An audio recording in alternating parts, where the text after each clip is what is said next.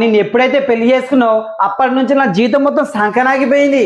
పెళ్లి కాక ముందు జేబులో 100 రూపాయలు ఉన్నా గానీ దొరబాబు లెక్క రాజా లెక్క ఉండేటోని. ఇప్పుడు జేబులో 10,000 ఉన్నా గానీ అవి ఏ వీటికి సరిపోతలేవు. ఎటైనా బయటికి పోలేదు, ఇటు దోస్తులతో తిరుగులేదు. నీ పెళ్లి కాక ముందు అయితే దోస్తులతో రాజా లెక్క తిరిగేటోని. పొద్దున్న పోయి ఏ టైంకి వచ్చినా ఎవడు అడిగేటోళ్ళు లేడు, పీకేటోళ్ళు లేడు. నీ అబ్బాయి ఇప్పుడు గుత్తంతా అటు పోతే చాలు, హలో ఏడున్నావు, ఏం చేస్తాను, ఎప్పుడు వస్తావు, ఏం తెస్తాను, నాకు షాపింగ్ తీసుకుపోతానవా, పిల్లల ఫీజులు కట్టినవా, చెయ్యి అవ్వ జీవితం. అటు ఆఫీస్ పోతే వాడు సాగుపడతారు, ఇంటికి వస్తే మీరు సాగుపడతారు. ఇక మాకు ప్రశాంతం ఉండదు అని పెళ్ళైన తర్వాత. ఇక ఊరికే మీ ఎంబడి తిరుక్కుంటా, ఇంటి చాకరీ చేసుకుంటా, ఆఫీసు చాకరీ చేసుకుంటా. చెయ్యి ఈ అవ్వ మగ పుట్టుక మొత్తం వేస్ట్ అయిపోయింది, సంతోషం లేకుండా అయిపోయింది.